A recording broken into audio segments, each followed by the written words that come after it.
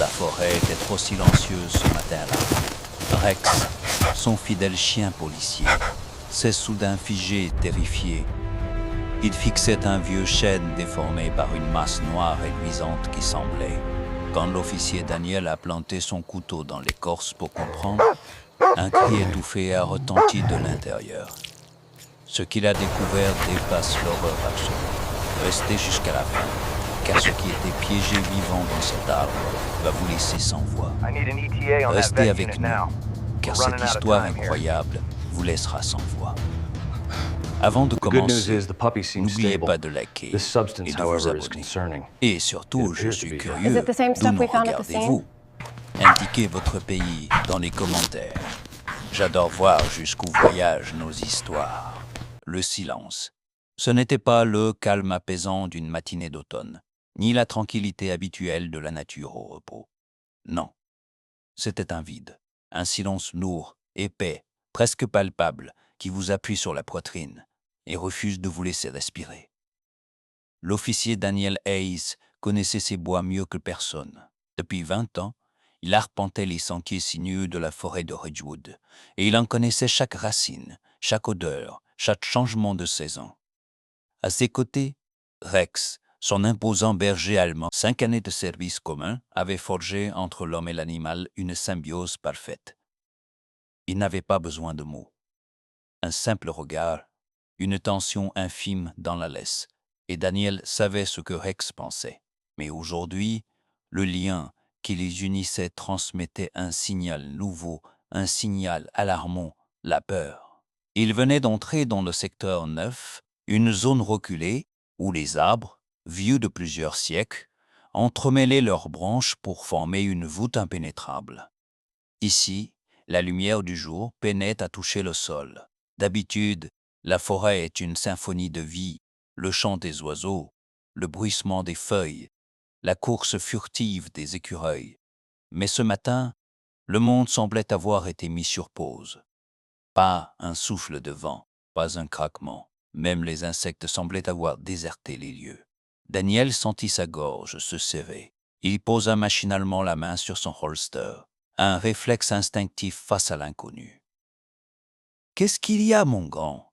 murmura-t-il. Sa propre voix lui parut étrangère, étouffée instantanément par l'humidité ambiante et la mousse épaisse qui tapissait le sol. Rex ne répondit pas par son habituel coup de museau affectueux. Le chien s'était arrêté net. Ses oreilles, d'ordinaire droites et attentives, étaient plaquées contre son crâne. Son corps tout entier était rigide, ses muscles tendus comme des câbles d'acier sous sa fourrure sombre. Il ne regardait pas Daniel. Il fixait l'obscurité devant eux, ses narines dilatées, humant l'air avec une frénésie inhabituelle. Ce n'était pas la posture d'un chien qui a repéré une proie. C'était celle d'un animal qui sent une menace qu'il ne comprend pas. En avançant de quelques pas, Daniel le sentit aussi. Le froid. Une chute brutale, violente de la température. Ce n'était pas la fraîcheur naturelle de l'ombre des chênes. C'était un froid mordant, immobile, une exhalaison glaciale qui semblait sortir de la terre elle-même. Comme si quelqu'un avait laissé ouverte la porte d'un caveau. Rex émit un gémissement sourd, un son qui venait du fond de sa gorge, vibrant de détresse. Il tirait légèrement sur la laisse, non pas pour fuir, mais pour guider son maître vers un groupe d'arbres particulièrement dense, là où les ombres semblaient plus noires que la nuit elle-même. Quelque chose là-bas brisait l'ordre naturel des choses. Ils arrivèrent devant le patriarche de la forêt, un chêne colossal dont le tronc était si large qu'il aurait fallu 3 hommes pour l'entourer. Mais ce n'était pas sa taille qui figea le sang de Daniel dans ses veines. C'était sa difformité. Là, à hauteur d'homme, l'écorce rugueuse et grise semblait s'être déchirée, laissant place à une abomination. Une masse énorme, sphérique, boursouflait le flanc de l'arbre, comme une tumeur grotesque. Cela n'avait rien de végétal. La surface de cette protubérance était noire, lisse et luisante, comme si l'arbre suintait une sève malade, épaisse comme du goudron fondu. La lumière rare qui perçait la canopée se reflétait sur cette matière visqueuse avec un éclat malsain, presque huileux. Rex devint fou. La discipline rigoureuse du chien policier vola en éclats. Il se jeta contre l'arbre, ses griffes raclant furieusement le sol humide, aboyant non pas avec colère, mais avec une détresse aiguë, perçante. Il essayait de grimper, de mordre la masse noire, ses yeux implorant Daniel de comprendre, d'agir. « Hé, copier !» ordonna Daniel, mais sa voix manquait de conviction. Il s'approcha lentement, fasciné malgré la répulsion qui lui tordait l'estomac. Une odeur âcre lui parvint, un mélange écœurant de résine chimique et de terre moisie. Il tendit une main tremblante vers la masse. Il s'attendait à toucher du bois dur ou peut-être une sève froide et collante. Ce qu'il sentit le fit reculer d'un bond, le souffle coupé. C'était chaud. Une chaleur fiévreuse, organique, et pire encore. Ça bougeait. Sous la paume de sa main, Daniel avait senti un rythme faible mais indéniable. Une pulsation. Boum, comme un cœur qui battait au ralenti, étouffé sous des couches de matière durcie. La panique, froide et rationnelle, s'empara de lui. Demande d'assistance immédiate, secteur 9. J'ai une situation anormale. Rien. Juste le crépitement vide de l'électricité statique. Le silence de la radio était absolu, définitif. La forêt semblait avoir avalé le signal. Daniel regarda Rex, qui gémissait maintenant en collant sa truffe contre la matière noire, puis il regarda de nouveau l'arbre, qui semblait respirer péniblement. Une vérité terrifiante s'imposa à son esprit. L'arbre n'était pas malade. L'arbre avait avalé quelque chose. Et cette chose, quelle qu'elle soit, était encore en vie. Daniel secoua sa radio une dernière fois, espérant un miracle, une voix, n'importe quoi qui pourrait briser cet isolement terrifiant. Mais seul, le grésillement statique, froid et indifférent, lui répondit. Il arrangea lentement à sa ceinture, sentant le poids de la solitude s'abattre sur ses épaules. Autour d'eux, les arbres semblaient se resserrer, témoins muets de l'impossible. Rex ne tenait plus en place. Ses jappements s'étaient transformés en gémissements aigus, presque humains. Il grattait l'écorce avec une frénésie, telle que ses griffes commençaient à saigner. Daniel regarda son partenaire. Il n'avait jamais vu le chien dans un tel état de panique pure. Si Rex était aussi désespéré, c'est que le temps, quel qu'il soit, était compté. La logique n'avait plus sa place ici. Il fallait agir. D'une main moite, Daniel dégaina son couteau de service. La lame en acier capta le peu de lumière qui filtrait à travers les branches, seul éclat de clarté dans la pénombre grandissante. Il s'approcha de la protubérance noire. De près, la chose était encore plus répugnante. Elle semblait suintée, brillante d'humidité. « Tiens bon, » murmura Daniel, plus pour lui-même que pour le chien. Il posa la pointe du couteau sur la surface luisante. Il s'attendait à la dureté du bois, mais la matière céda légèrement sous la pression, caoutchouteuse et résistante, comme du vieux cuir ou du pneu fondu. Il prit une profonde inspiration, bloqua sa respiration et enfonça la lame. La résistance était écœurante. Ce n'était pas comme couper une branche, c'était comme inciser de la chair morte. Immédiatement, un liquide épais et noir jaillit de l'entaille, coulant sur ses gants. L'odeur le frappa de plein fouet, lui faisant monter les larmes aux yeux. Ce n'était pas l'odeur de la sève de pin ou de la résine naturelle. C'était une puanteur chimique, acide, une odeur de colle industrielle mélangée à quelque chose de ferreux, comme du vieux sang. Soudain, sous la pression de la lame, la masse entière se contracta violemment. Daniel fit un bond en arrière, manquant de lâcher son couteau, le cœur battant à tout rompre. L'arbre avait bougé. Non, pas l'arbre. La chose à l'intérieur. Un bruit étouffé, un couinement sourd et terrifié, émana des profondeurs de la cavité, vibrant à travers le tronc jusqu'aux semelles de ses bottes. Ce n'était pas le craquement du bois, c'était un cri. Rex se jeta de nouveau contre le tronc, aboyant à s'en déchirer la gorge, essayant de mordre l'ouverture que Daniel venait de créer. La panique monta en Daniel comme une marée noire. Il ne s'agissait pas d'un animal coincé par hasard. La matière qui l'emprisonnait, cette coque synthétique et puante, n'avait rien de naturel. Quelque chose luttait pour sa vie là-dedans.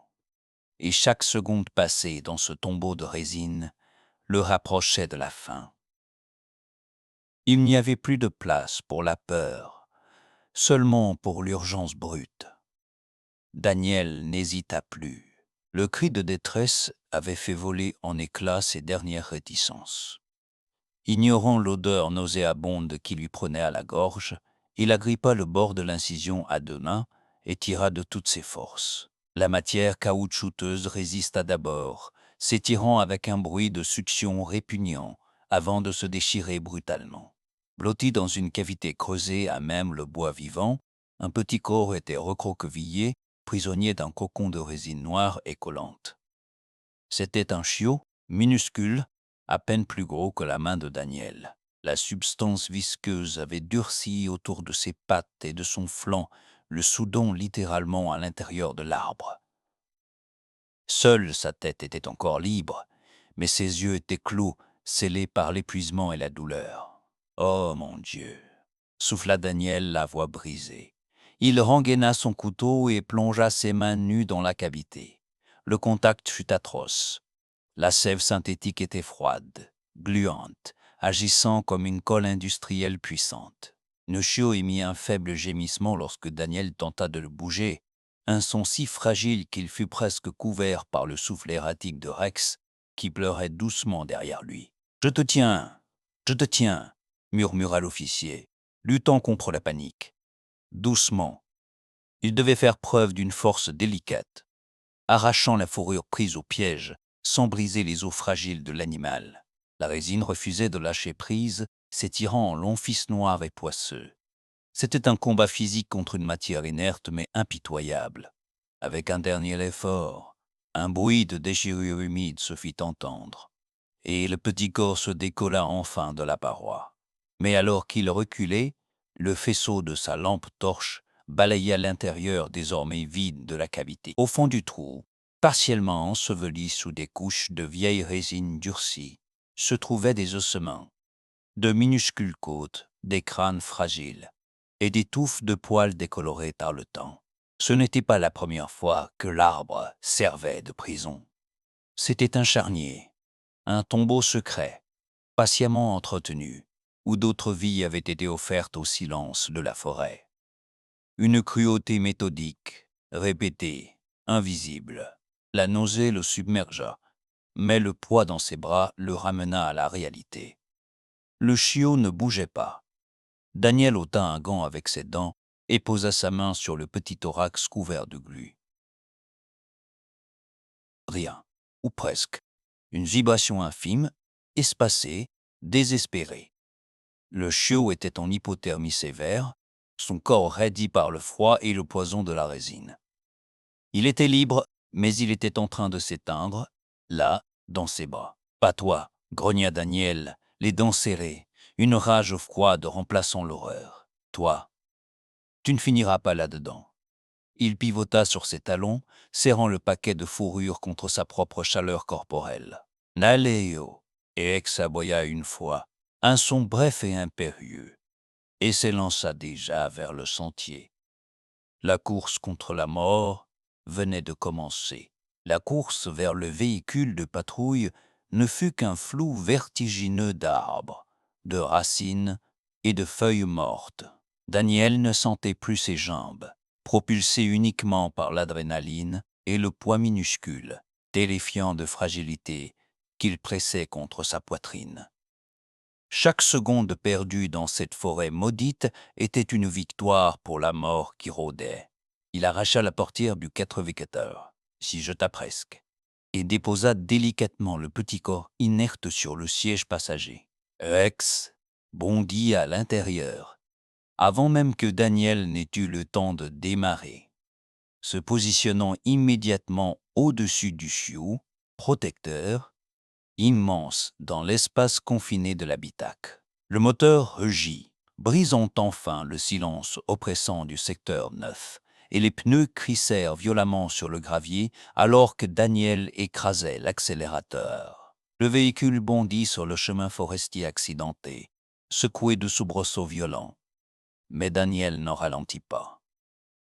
Ses mains serraient le volant à s'en blanchir les jointures, ses yeux rivés sur la route sinueuse qui défilait à une vitesse suicidaire. À côté de lui, une scène d'une tendresse déchirante se jouait au milieu du chaos. Rex, bousculé par les virages, maintenait son équilibre avec une grâce instinctive et ne quittait pas le chiot des yeux. Avec une délicatesse infinie, il passait sa langue râpeuse sur le museau du petit animal, nettoyant la sève toxique qui obstruait ses narines, essayant désespérément de le réchauffer, de le stimuler, de le garder de ce côté-ci du voile. « Reste avec nous, bonhomme, ne lâche pas !» hurla Daniel par-dessus le grondement du moteur. Il était si petit, si froid, une bougie vacillante en plein ouragan. Rex émit un gémissement plaintif, léchant encore plus frénétiquement, refusant d'accepter l'immobilité de son protégé. Il semblait lui insuffler sa propre force vitale, alors qu'il sortait enfin de l'ombre dense des vieux chênes pour retrouver la route principale. La radio de bord grésilla, puis une voix claire perça enfin les interférences. Centrale à unité 14. Nous avons perdu votre signal. Quel est votre statut? Daniel saisit le micro comme une bouée de sauvetage. Ici, je fonce vers la clinique vétérinaire du docteur Meyer. Prévenez-les que j'arrive. Je ne m'arrêterai pas.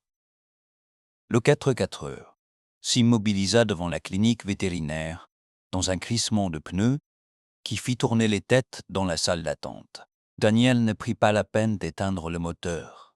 Il bondit hors du véhicule, le petit corps inerte enveloppé dans sa veste, et poussa les portes vitrées avec l'épaule. « Elena, j'ai besoin d'aide, tout de suite !» Le docteur Elena Meyer surgit d'une salle de consultation. La lumière crue des néons remplaça la pénombre de la forêt, et l'odeur rassurante d'antiseptique chassa un instant les relents de pourriture.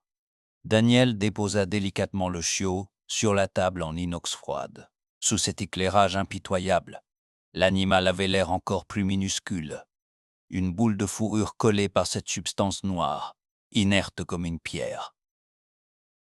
Rythme cardiaque fisant, température critique, annonça Elena en posant son stéthoscope, ses gestes précis et rapides.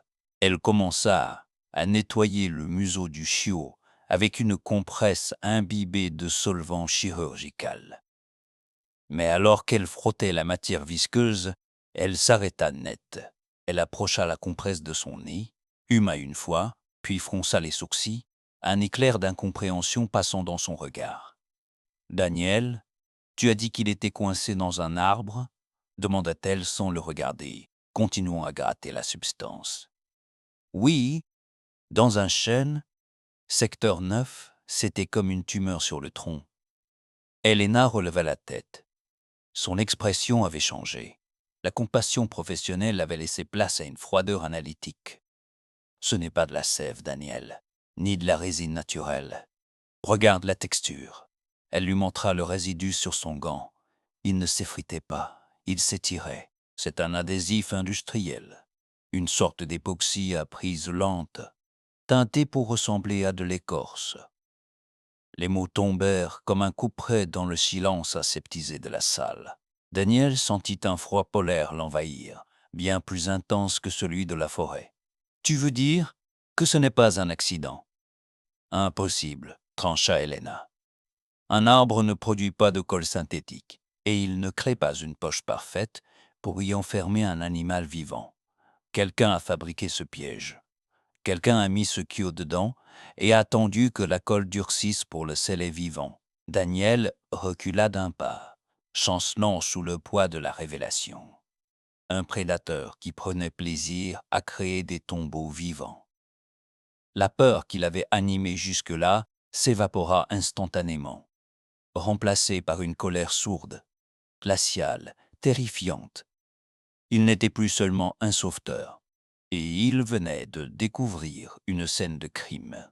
Il posa une main sur la tête de Rex, qui observait la table d'opération avec anxiété. « Sauve-le, Elena. Fais tout ce qu'il faut, dit-il d'une voix blanche. Moi, je dois retourner là-bas. Maintenant? Oui, avant que la nuit tombe. Je dois trouver qui a fait ça. » Lorsque Daniel et Rex retournèrent sur les lieux, le crépuscule avait déjà commencé à peindre la forêt de teintes grisâtres et menaçantes. Les ombres s'étaient allongées, transformant les chênes centenaires en silhouettes spectrales aux bras tordus. Ce n'était plus seulement le théâtre d'un sauvetage désespéré. C'était désormais une scène de crime. Daniel gara le véhicule à distance et s'approcha à pied, sa lampe torche tactique balayant le sol couvert de feuilles mortes. Le faisceau lumineux vint frapper le tronc mutilé.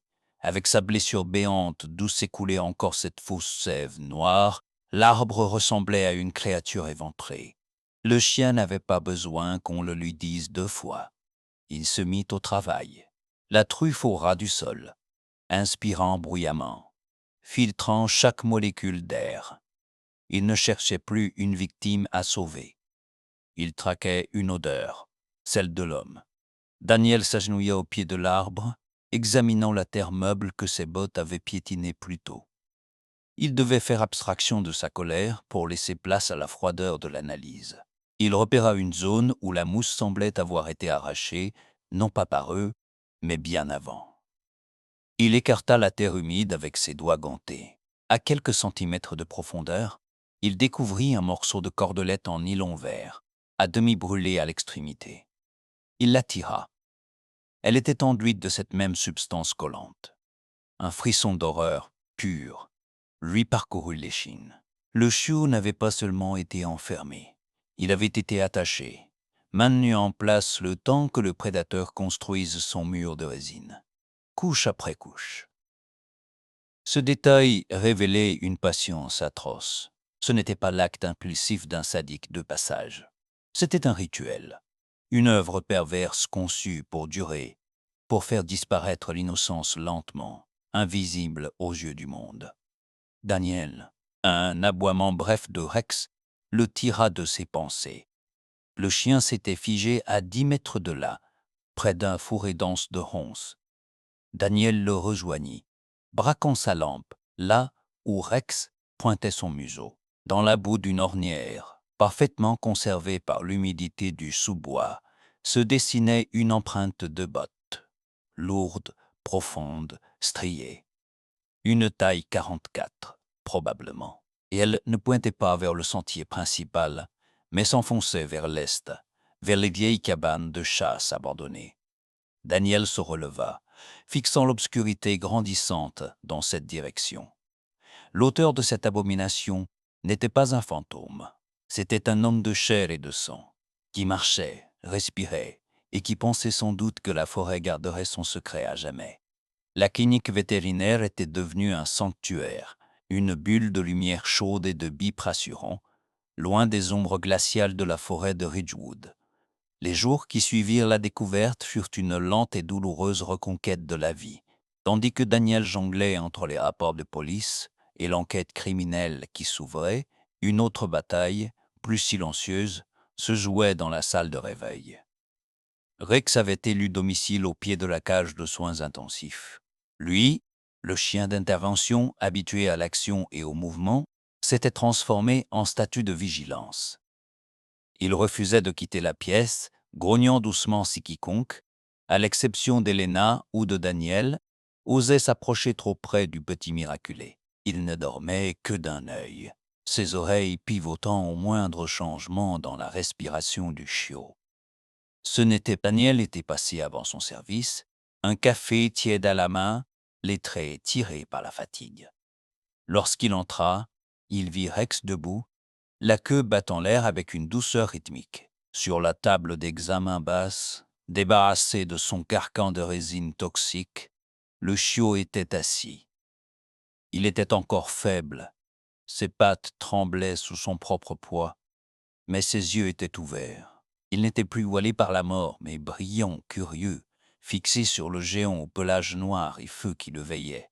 « Hé, le voilà !» Le chiot fit un pas hésitant, vacilla, puis trouva son équilibre. Il avança vers Daniel, renifla ses doigts. « Il a besoin d'un nom, » dit doucement Helena, appuyée contre l'encadrement de la porte, un sourire fatigué mais radieux aux lèvres. Daniel caressa la petite tête, sentant la chaleur de la vie pulser là où il n'y avait eu que du froid, quelques jours plus tôt. Il pensa à l'arbre, à cette prison de bois et de ténèbres qui avait failli l'engloutir à jamais. « Timbé, » dit-il. « Il s'appelle Timbé parce qu'il est plus fort que le bois qui le retenait. » Timber émit un petit jappement, comme pour approuver, et pour la première fois depuis cette nuit maudite, Daniel sentit le poids sur sa poitrine s'alléger. L'enquête suivrait son cours, et il ne trouverait le repos que lorsque le monstre responsable serait derrière les barreaux.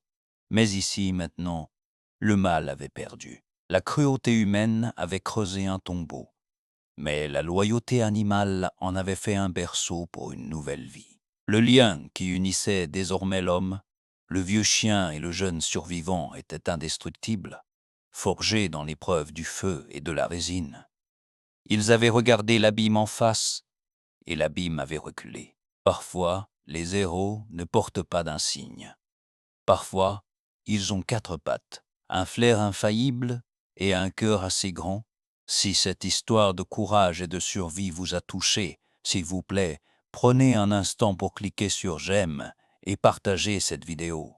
Partagez-la pour Timbé, pour Rex et pour rappeler au monde que même dans les recoins les plus sombres de nos forêts, la lumière finit toujours par percer.